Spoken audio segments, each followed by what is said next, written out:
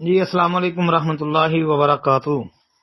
محترم بھائی نے یہ ایک پوسٹ بھیجی ہے جی، جس میں لکھا ہے، کہتے ہیں کتا اور فوٹو کا گھر میں ہونے کی وجہ سے رحمت کے فرشتے نہیں آتے۔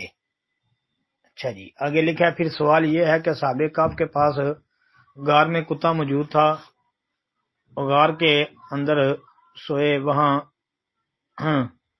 اللہ پاک نے 300 سال ان کو نیند کی آغوش کے بعد واپس بیدار کیا، وہاں کتا ہونے کے باوجود رحمت برسا، کیسے؟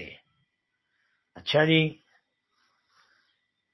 تو آپ اتنی بات بتائیں، جب جناب نبی کریم صلی اللہ علیہ وآلہ وسلم نے یہ بات جو ہے اپنی سنت کی روشنی میں امت تک پہنچائی ہے کہ جس گھر میں جو ہے کتا ہو یا تصویر، وہاں رحمت کا فرشتہ نہیں آتا۔ یہاں بعض روایتوں میں آتا ہے کہ گھنٹی کا ذکر بھی آتا ہے صحیح مسلم وغیرہ میں، تو رحمت کا فرشتہ نہیں آتا۔ تو جناب نبی کریم صلی اللہ علیہ وسلم کو یہ بات کا پتہ نہیں تھا کہ صحابہ کہف کے غار کے پاس کتا بھی موجود تھا؟ یہ باتیں اللہ کے رسول کو نہیں پتہ تھی؟ کوئی سوچیں سمجھیں، عجیب باتیں کرنے والے افراد ہیں۔ نبی صلی اللہ علیہ وسلم پر قرآن نازل ہوا، نبی علیہ الصلوۃ والسلام کو یہ ساری باتیں جو ہیں نہیں پتہ چل سکی، جو آج کے اس نادان جاہل پوسٹ بنانے والے کو پتہ چل گئی، اور جس نے یہ اعتراض کر دیا۔ عجیب اعتراض ہے۔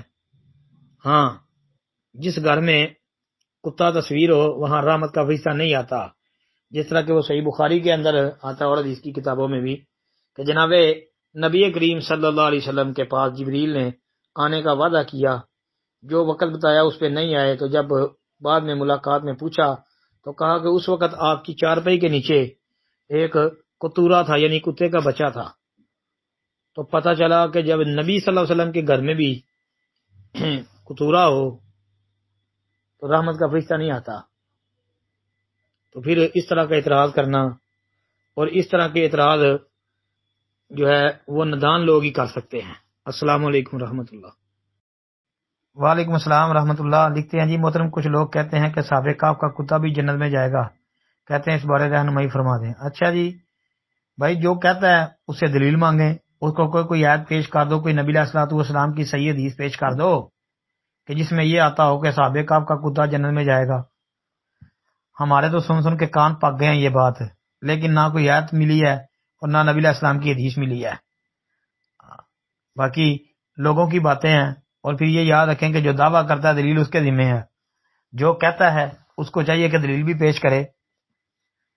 عجیب لوگ ہیں، کچی باتیں کرتے ہیں، اور بغیر کسی دلیل کے علامہ ابن دمیری نے بھی حیات الحیوان کے اندر لکھ دیا ہے کہ اصحاب کہف کا کتا، صالح علیہ السلام کی اونٹنی اور نبی علیہ الصلوۃ والسلام کا براق جنت میں جائیں گے، لیکن اس کی دلیل کوئی نہیں ہے۔